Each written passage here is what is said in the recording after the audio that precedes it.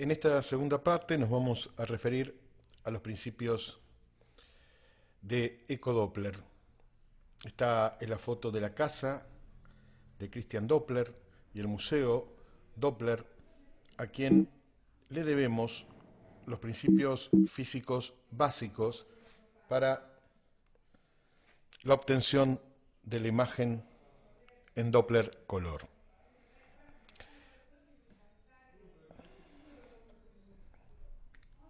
El 25 de mayo de 1842, en la Real Sociedad Bohemia de las Ciencias, Doppler dio una conferencia sobre la luz cromática de las estrellas dobles y algunas otras estrellas del firmamento, donde esbozó algunos conceptos. Primero, la teoría de la longitud de onda, diciendo que el color de la luz depende de su longitud de onda, lo cual es indudablemente cierto. Dice también y postula que su frecuencia aumenta a medida que el observador se acerca a la fuente y disminuye cuando se aleja. Y de eso concluye que las estrellas de color azul se desplazan forzosamente en dirección al observador, mientras que la de color rojo lo hacían en dirección contraria, algo que es parcialmente cierto porque hoy sabemos que las estrellas de color azul son estrellas jóvenes, nuestro Sol más amarillento es estrella de edad mediana, mientras que las enanas rojas son estrellas viejas que después terminan siendo un agujero negro. Aparece entonces Christophorus Buijbalot, un holandés, que dijo que los principios de Doppler se aplicaban mejor al sonido y hizo el famoso experimento del tren. Puso un tren con músicos arriba que tocaban una misma nota, que iban 1 kilómetro para un lado, 1 kilómetro para el otro, y en el camino puso observadores que tenían oído absoluto, dado que como no había aparatos para medir la nota que estaban tocando, lo que se hacía era que los señores estos con oído absoluto anotaran la nota que percibían. Y vio a lo largo del recorrido del tren que los distintos observadores percibían distinta la nota. Esto lo vemos en la práctica todos los días si nos paramos en una esquina y vemos pasar una ambulancia.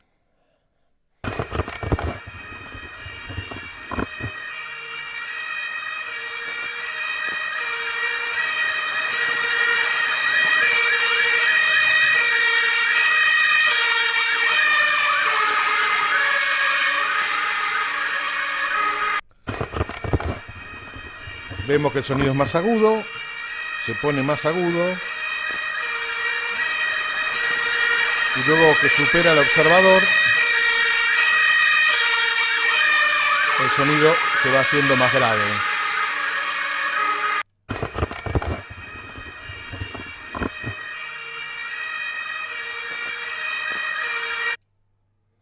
Como es obvio, el señor que va arriba de la ambulancia percibe siempre el mismo sonido. Entonces, ¿cómo se explicaría esto que acabamos de ver en este gráfico? Vamos a suponer que el señor que va arriba del auto está tocando un sonido, él lo percibe siempre igual, mientras que los observadores hacia el cual el auto se acerca, ocurre que la onda de sonido, por un tema que es energía mecánica, se arruga. Al arrugarse, achica su longitud de onda, al achicar su longitud de onda aumenta su frecuencia, por lo tanto se pone más agudo. Lo contrario ocurre con los señores que están detrás.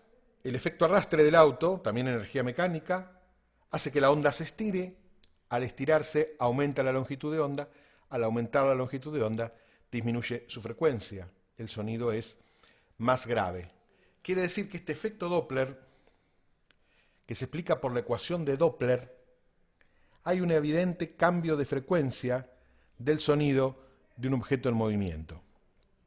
Y le explicó con esta ecuación. Dijo que la diferencia de frecuencia entre la transmitida y la recibida dependía, primero, de 2 veces la frecuencia transmitida por la velocidad del ángulo del objeto en movimiento, por el coseno del ángulo con que incidimos con el sonido a ese objeto y sobre la velocidad del sonido. Lo importante de esta ecuación es que si somos capaces de medir esa variación de frecuencia, como conocemos la frecuencia transmitida, el ángulo y la velocidad del sonido, podemos de esa variación de frecuencia calcular la velocidad del objeto en movimiento gracias al cambio Doppler que nosotros registramos. Y dicho sea de paso, acá viene la respuesta a lo que planteamos en la primera clase. Los vasos se ven negros no porque tengan líquido, sino que cuando el sonido golpea los glóbulos rojos, por un lado parte se dispersa por los tejidos vecinos, mientras que por otro lado el sonido que me vuelve con otra frecuencia. Si yo no soy capaz de leer esa variación de frecuencia, me va a dar una señal negativa, porque no va a ser leída por el traductor. De hecho, los equipos incorporan esa posibilidad de medir esta variación de frecuencia y ahí aparece la aplicación del ecodoppler en medicina. Es decir, gracias al efecto Doppler, yo puedo primero medir si el objeto se aproxima o se aleja de acuerdo a qué tipo de variación de frecuencia tiene, en más o en menos. Y puedo medir, gracias a la fórmula Doppler, la velocidad del objeto en movimiento, si soy capaz, obviamente, de medir esa variación de frecuencia entre la recibida y la transmitida. Esta es la manera con que nos miden la velocidad en la ruta, es evidente, ¿no? Pero bueno, nuestra aplicación, mucho más importante, es que medimos la velocidad de los glóbulos rojos. Los glóbulos rojos son incididos por el ultrasonido. Cuando yo mostré esa vena dilatada con éstasis y que el flujo era muy lento y se empezaban a ver los glóbulos rojos, es porque ya la frecuencia con que me devolvían el sonido al traductor era la misma porque estaban quietos los glóbulos rojos. Éstasis es igual a que estén quietos o que circulen muy lentamente. Entonces, nosotros vamos a medir la velocidad de circulación de los glóbulos rojos, por lo tanto estamos midiendo la velocidad de flujo, con lo cual ustedes imaginarán las aplicaciones del método. ¿Y cómo se hace? Bueno, el mismo traductor, los traductores hoy en día y los software de computación muy rápidos, nos permiten medir sobre la imagen que genera el mismo traductor. Tenemos la imagen del vaso, ponemos un cursor sobre el lugar que queremos medir y el equipo nos va a dar la medición. Acá vemos el ejemplo, vemos en el eje de las X el tiempo, en el eje de las Y velocidad positiva, este es el 0, por debajo velocidad negativa, es decir, se acerca o se aleja del traductor. Cuando es positivo se acerca, cuando es negativo se aleja. Dirección. Y no solo me permite verlo y medir la velocidad, acá tenemos velocidad sistólica, velocidad diastólica. Sistólica, diastólica. Lo vamos a ver en movimiento. Fíjense ustedes.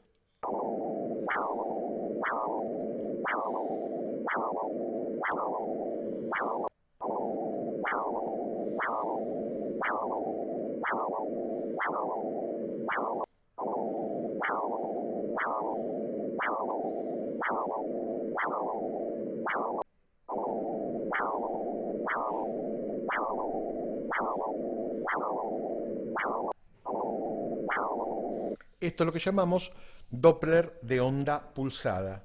Sobre este gráfico me está representando velocidad máxima o sistólica, velocidad mínima o diastólica en función del tiempo. Ahí vemos cada etapa del ciclo cardíaco. ¿No fue suficiente? Lo siguiente fue que apareció la posibilidad de poner una escala color a eso y sobreimponer la imagen color sobre la imagen blanco y negro que nosotros veíamos en los estudios de ecografía, donde el vaso aparecía negro. Acá el vaso se va a pintar de un color que depende, bueno, por convención, obviamente la escala se puede cambiar, pero por convención, lo que se acerca al operador o al traductor, perdón, está representado en color rojo y lo que se aleja está representado en color azul, es decir, sería el positivo y negativo de la onda que vimos hace un rato. Este sería el 0, que es la línea de base. Vemos que los colores cambian de naranja a amarillo en la escala del rojo, son mayores velocidades, en la escala del rojo, y cuando vamos hacia el verde es mayor velocidad en la escala del azul. Son escalas que se pueden cambiar, que se pueden editar. Yo siempre cuento en chiste para que se comprenda esto, que es cierto, había un equipo en el Hospital San Martín al cual yo le cambiaba la escala, y un día le ponía violeta y amarillo, negro y blanco, bueno, se podía hacer lo que uno quería, la escala la editaba como uno quería. Pero por convención y por orden utilizamos estas dos. Entonces, vamos a ver un ejemplo de una exploración de vasos de cuello. Primero en el corte transversal, que estamos viendo acá. Ahí lo tenemos. Vamos a ver la exploración y el resultado. Este va a ser el corte transversal, siempre pensando que esto es superficie y esto es profundidad. Miramos al paciente de abajo, esto es derecha y esto es izquierda. Entonces, el operador va moviendo el traductor lentamente hacia arriba para explorar toda la carótida común y llegar hasta la bifurcación carotídea. Podemos ver la carótida extracraneal hasta donde nos permite el ángulo de la mandíbula y el cuello del paciente. La longitud del cuello es importante para la cantidad de carótida que podemos valorar. A veces nos cuesta ver la bifurcación. El resultado, si ustedes ven, van a ver un vaso que no colapsa, que es la carótida primitiva, y la yugular interna. Van a ver ahora que el operador va subiendo y a medida que sube, fíjense, se va a separar. Donde se separa, estamos ante la bifurcación carotidia, con la carótida interna por fuera y la externa por dentro en la mayoría de los casos. Después se invierten más arriba. Y en algunos pacientes hay algunas variantes anatómicas donde la externa es directamente externa y la interna es directamente interna. Pero la posición más frecuente es la que estamos mostrando acá. Recuerden la relación que tiene la carótida primitiva con el lóbulo izquierdo de la tiroides, en este caso porque es la carótida izquierda. Ahí vemos de nuevo. Vemos la bifurcación interna-externa. Ahí se separó. Este es el lugar con asiento más frecuente de patología. Hasta acá vemos solo la imagen en tiempo real, la imagen bidimensional. No pusimos el Doppler, no pusimos el Doppler color. Cuando pongamos el gate o la caja color, ahí se va a medir la variación de frecuencia y lo va a representar con una escala color. Ahora vamos a ver primero un corte longitudinal de la carótida común. Cuando lo ponemos longitudinal, el corte es longitudinal. Y eso es lo que estamos viendo. Ahora lo que estamos viendo es un corte longitudinal de la carótida. El resultado lo vemos al lado, también el vaso en color negro, sin mucho aumento, podemos aumentarlo mucho con el zoom. Esta es la pared anterior, la pared posterior. Fíjense, bueno, acá hay un ganglio, esto lo dejamos de lado, no importa. Pero fíjense que se sigue viendo de color negro. ¿Por qué se ve de color negro? Porque hasta ahora no hemos medido la variación Doppler. Cuando pongamos la caja color, eso se hace apretando un botón, se activa el Doppler color, ahí vamos a ver cómo se rellena el vaso que tiene, o la estructura que tiene flujo. Y acá lo vamos a ver, el mismo vaso, primero visto en Doppler color, en corte longitudinal, superficie, profundidad, cabeza del paciente, pie del paciente, siempre la misma convención en todos los lugares donde lo vemos, y cuando es transversal lo vemos desde abajo al paciente. Vamos a ver el video del Doppler color, ahí lo tienen. El vaso que no tiene la caja color, y donde está la caja color se ve el flujo representado en rojo y en más amarillento las velocidades mayores. No contentos con eso, aparece porque el ángulo que estaba en la fórmula de Doppler influye mucho en la calidad de la imagen color y en la calidad del registro pulsado que vimos al principio. Entonces aparece el Doppler de poder, que es un Doppler que no depende del ángulo, por consiguiente es un Doppler más sensible, sobre todo para ver pequeños vasos. En una primera fase el Doppler de poder fue con una sola dirección, no me marcaba dirección el Doppler de poder, hoy por hoy el Doppler de poder también es direccional, es un Doppler más sensible. Vamos a verlo. Igual es tan buena la definición del Doppler común, como ven, para los vasos medianos o grandes, que no hay gran diferencia. Sí en los vasos pequeños o para ver vascularización de pequeñas estructuras, como podrían ser la vascularización de la sinovial articular o de alguna lesión. Entonces, la parte que no tiene la caja color se ve con el Doppler relleno y la otra se ve de color negro. Mismo traductor hace todo el trabajo. Hoy son de tan buena calidad el traductor y sobre todo el software que reconstruye todo a la vez que podemos tener este tipo de imágenes.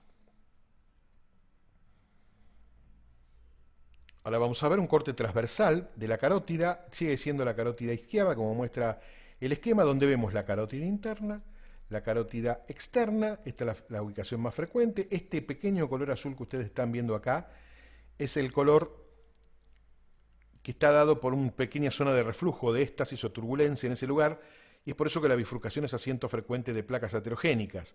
Tanto acá como en el bulbo carotídeo hay una zona de reversa, que después vamos a ver en un corte longitudinal, que es la que predispone al éstasis de lo que se va a depositar o de sustancias responsables de la aterogénesis. Fíjense ustedes que ahora lo voy a poner en movimiento.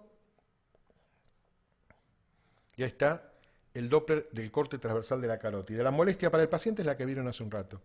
Gel y le movemos el traductor por el cuello. Vamos a ver el Doppler de poder a la vez. Ahí lo tenemos del otro lado. Un Doppler más sensible, que acá no tiene tanta diferencia con el Doppler color, o prácticamente no hay diferencia.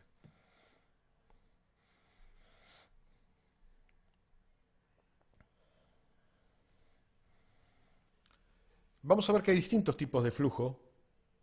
Vamos a poner algunos ejemplos. El flujo arterial periférico, de arterias periféricas como puede ser la femoral superficial.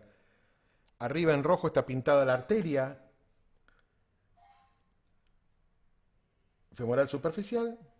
Abajo, la vena femoral superficial. Vemos que este registro es un registro que tiene un ascenso durante la sístole. Recuerden que esta es la línea de base, 0, esto es positivo y esto es negativo. Al final de la sístole un descenso por debajo de la línea de base y luego vuelve durante la diástole ahí arriba de la línea de base. Es un flujo trifásico. Este flujo es un flujo de alta resistencia y en realidad esta traducción espectral viene de que las arterias del miembro inferior son evidentemente arterias musculares, como ustedes saben, y por eso tienen alta resistencia, no necesitan estar irrigadas durante todas las fases del ciclo cardíaco. Y este es el resultado, visto el movimiento, ahí lo tienen.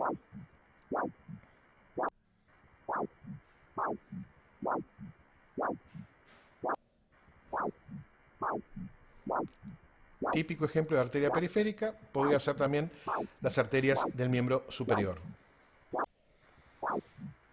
Siempre está este componente negativo, muy pocas veces desaparece sin significación.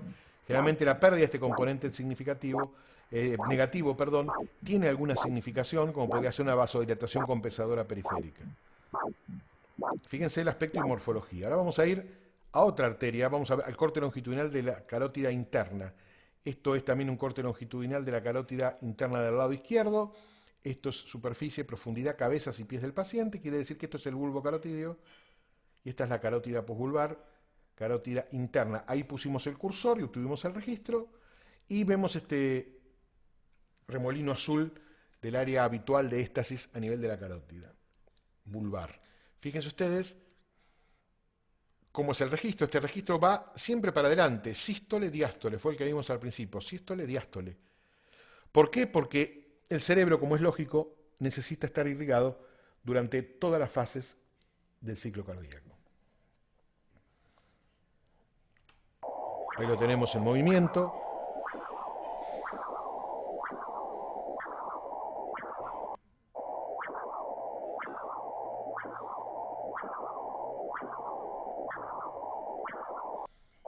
Son arterias de baja resistencia. La carótida externa también va siempre para adelante, tiene un poco más de resistencia porque tiene ramos extracraneales. Recuerden que la carótida interna, la primera rama es la arteria oftálmica. Algo similar o parecido ocurre con las arterias viscerales, por ejemplo la arteria renal. Acá vamos a ver una arteria renal izquierda, este blur que ven, que es una dificultad que suele haber, es el gas intestinal. Recuerden que la arteria renal está en el retroperitoneo, está el intestino por delante y cuando se mueve genera este tipo de artefactos. También en el caso de la arteria renal nosotros tenemos un flujo anterógrado. También necesita ser irrigado durante ambas fases del ciclo cardíaco, por lo tanto tiene un flujo de baja resistencia. Vamos a ir ahí a escucharlo y a verlo.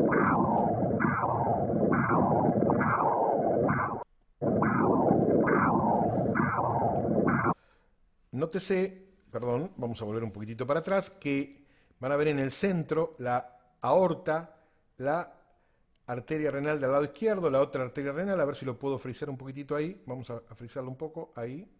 Fíjense ustedes, tienen una de las arterias renales, la del lado izquierdo, la otra arteria renal, la aorta aparece acá y los vasos mesentéricos por delante. Seguimos mirando un poquito más, un ejemplo de arteria visceral de baja resistencia.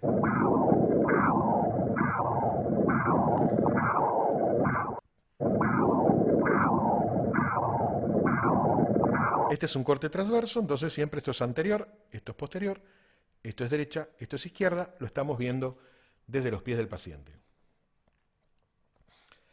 Vamos a ver la diferencia con el flujo venoso, no solo visible, sino también audible. Y de flujo venoso podemos hacer algunas consideraciones.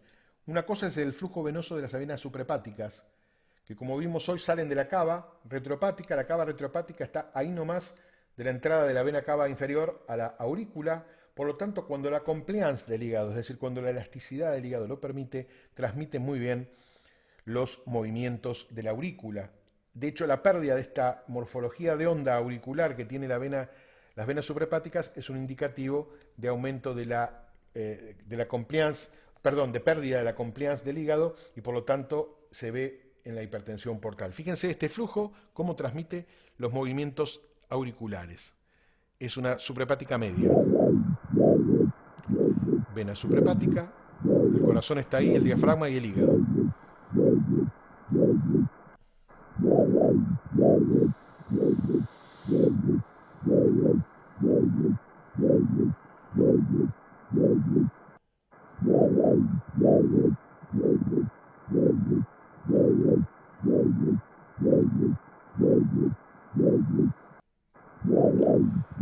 Este flujo también puede verse muchas veces en las arterias, en las venas proximales del miembro superior, sobre todo en los pacientes jóvenes, donde la transmisión de los movimientos auriculares es buena.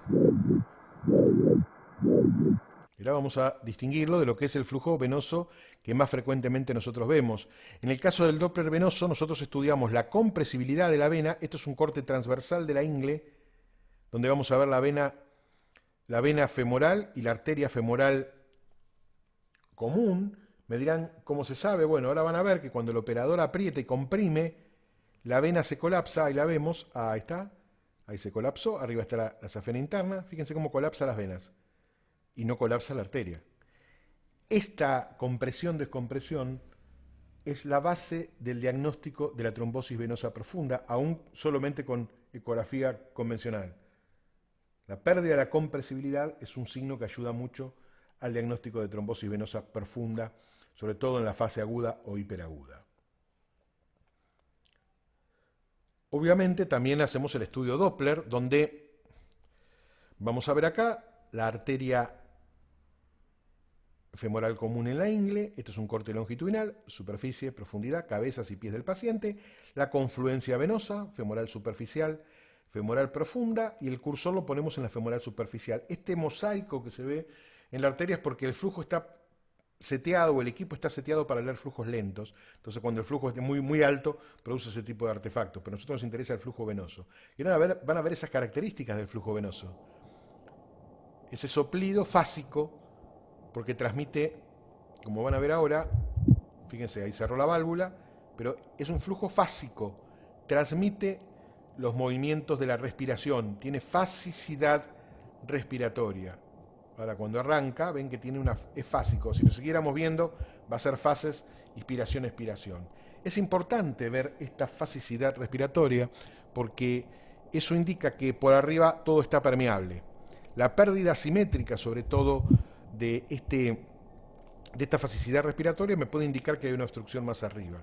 Cuando la pérdida de la fasicidad es bilateral, puede ocurrir en pacientes añosos, con mala función cardíaca, con derrame pericárdico, con ascitis. Bueno, hay cosas sistémicas que pueden coadyuvar a que desaparezca la fasicidad.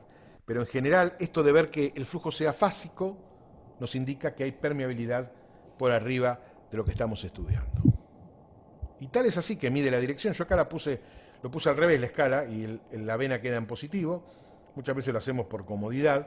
El poner el flujo venoso arriba, como estamos haciendo nada más que un Doppler venoso. Acá invertir escala, puse el venoso, esto uno lo puede configurar. Entonces puse el venoso positivo y la arterial aparecería negativo. Tal es así que me mide la dirección. Esta es la línea de base, esto es positivo y esto es negativo, y van a ver que este paciente hace valsalva y las válvulas no cierran y por lo tanto tiene un reflujo venoso. Son pacientes que vienen con edema del miembro inferior o postrombóticos, o porque constitucionalmente funcionan mal las válvulas, son pacientes predispuestos a la enfermedad venosa crónica. Fíjense, cuando el paciente respira, cuando el paciente se valsalva, ahí va. Si no hace nada, viene la fasicidad respiratoria, hace valsalva y viene el reflujo. Fíjense que hasta cambia el color. Bueno, el Doppler me permite hacer eso. Entonces, la idea de mostrar todos estos flujos no es para que ustedes los sepan en ocasión de la cursada, sí lo deben saber los que se dedican al Doppler, los especialistas en diagnóstico por imágenes. En general, lo mostramos para que ustedes comprendan los alcances del método y las indicaciones del método que lo van a ir viendo a lo largo de la cursada.